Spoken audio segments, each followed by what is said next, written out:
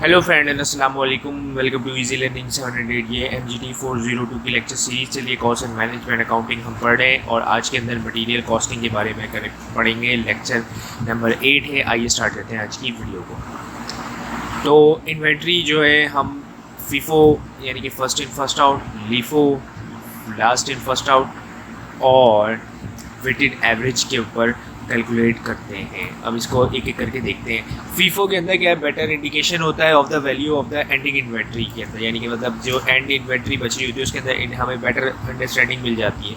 और क्या होता है, इट इंक्रीज क्या करता है, net income business inventory that might serve several old years is use to be value of the good, यानी कि मतलब एक बेटर एक अच्छी यानी कि मतलब नेट इनकम करता है इन्वेंट्री के थ्रू जो ऑर्गेनाइजेशन बहुत सालों से चल रही होती है कॉस्ट ऑफ गुड्स सोल्ड के अंदर। और लेकिन इंक्रीज़ क्या करता है, net income sound good but remember क्या करना है कि आपको also potential to increase the amount of tax. ऐसी बात है, जब आपकी वैल्यूएशन या फिर आपकी प्रॉफिट अच्छा होगा तो फिर ये टैक्स भी ऐसी बात है आपको ज़्यादा देना पड़ेगा।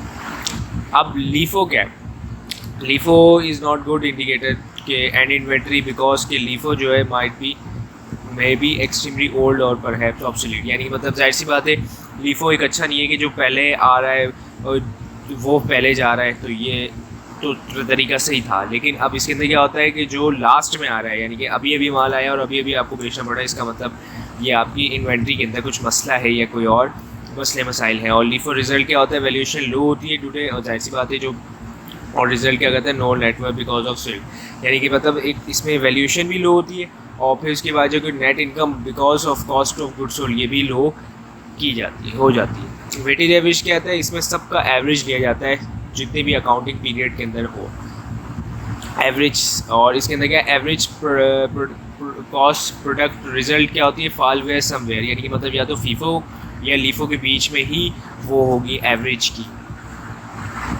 इस तरीके से एक फॉर्मेट होता है जिसके अंदर रेट आपको पहले तो डेट आती है और रिसिप्ट्स आती है, इशू और सेल्स और बैलेंस, और इसके फिर सब बैलेंस सब समझ लें इसका हेडिंग्स होती है जिसमें क्वांटिटी होता है, रेट होता है, अमाउंट होता है। Quantity rate amount, quantity rate amount, ये यानी कि मतलब इसके अंदर वो कि जितनी आप रिसिप्ट साइड पे वो लिखेंगे जो आपने रिसिप्ट की यानी कि परचेजर से माल ख़रीदा, और इशू साइड पे या सेल्स के यानी कि वो किया, और जो बैलेंस है वो इस साइड पे जो थर्ड कॉलम है उस पर मेनटेन किया जाता है। अब आप ये देख रहे हैं फीफो मेथड का एक पूरा चार्ट दिया हुआ है जिसके अंदर हमारे पास बैलेंस था 50 यूनिट और 40 यूनिट का रेट था 200 यूनिट 2000 बना।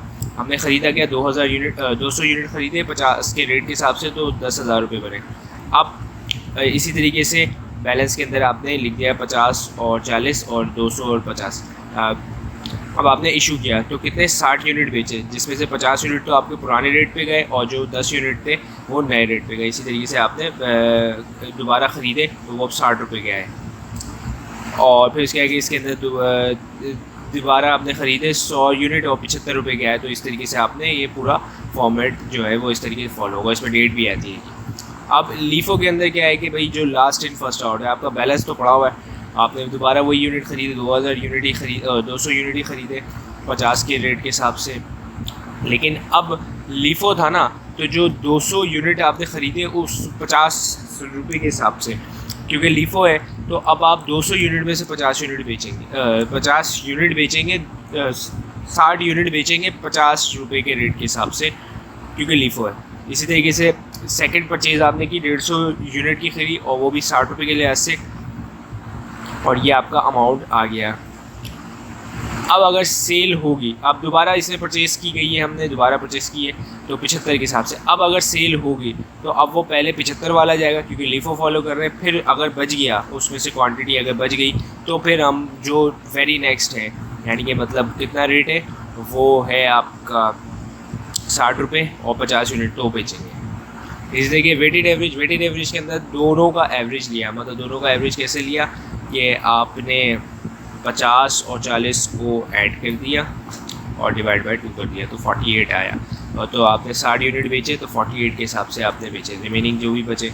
इसी तरीके से 150 यूनिट आपने दोबारा ख़रीदे और 60 रुपये के हिसाब से, अब उन दोनों को 48 को लेंगे और प्लस 60 करेंगे डिवाइड बाय 2 कर देंगे तो आपके 53 आ जाएगा। इस तरीके से वेटेड एवरेज काम करता है। और देखें सबके अंदर इन्वेंट्री की जो कॉस्ट है वो कॉस्ट ऑफ इन्वेंट्री जो है वो अलग अलग आई है। ये फीफो के अंदर 10,000 आई है, लीफो के अंदर 13,000 आई है और वेटेड एवरेज के अंदर 11,615 रुपये आई। जो मैंने पहले बात हमने डिस्कस की थी ना कि वेटेड एवरेज के अंदर फीफो और लीफो के बीच वाला आता है, तो इसके अंदर आप देख सकते हैं।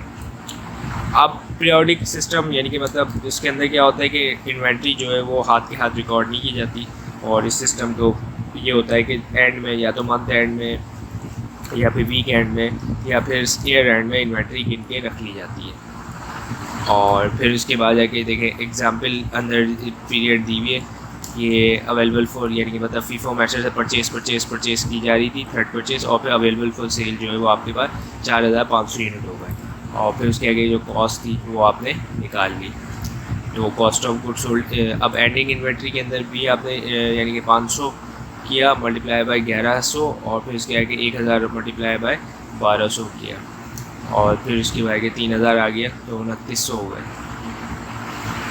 इस तरीके से लीफो मेथड के अंदर किस तरीके से करेंगे, अब आपने वही यूनिट तो वही है, आपने टोटल कर लिया, और फिर उसके बाद कि जो लास्ट एंड था यानी कि जो अब आपने एंडिंग इन्वेंट्री 1500 यूनिट जो है वो कितने 900 रुपये 900 पे करी कॉस्ट ऑफ गुड्स सोल्ड आपकी 3000 यूनिट की 33,000 रुपये आई। इस तरीके से वेटेड एवरेज के अंदर भी आपने सबका एवरेज लेना है, यानी कि मतलब 46,50,000 को डिवाइड कर दिए 4,0500 से, तो आपके पास आ गई 1,033 रुपये, तो वो आपकी एवरेज इन्वेंट्री निकल आई। अब इसके यानी कि ऑर्डर रीऑर्डर लेवल यानी कि मतलब ऑर्डर लेवल जब आप करना है तो मैक्सिमम कंजम्पशन मल्टीप्लाइबल लीड टाइम वो होता है, जैसे कि मिसाल दिया आपको ऑर्डर किया और ऑर्डर की डिलीवरी तक कितना लीड टाइम है। अब कुछ का 5 दिन होता है, कुछ का 10 दिन होता है, कुछ का 15 दिन हो सकता है, कुछ का 1 महीना भी हो सकता है। तो इस तरीके से अब मैक्सिमम स्टॉक लेवल कितना रखेंगे, रीऑर्डर लेवल को माइनस करते हैं मिनिमम कंजम्पशन मल्टीप्लाई करते हैं लीड टाइम प्लस EOQ क्या है, इकोनॉमिक ऑर्डर क्वांटिटी, और ये इस तरीके से आपका मैक्सिमम ऑर्डर लेवल आ जाएगा। और मिनिमम कितना है, मिनिमम के अंदर आप जो है वो रीऑर्डर लेवल माइनस करते हैं average consumption multiply by lead time, तो एवरेज आपके पास आ जाएगा। और अब danger level average consumption multiply by emergency time, तो आपके पास डेंजर लेवल आ जाएगा। मैं उम्मीद करता हूँ आपको ये वीडियो पसंद आई होगी। Thank you for watching this video.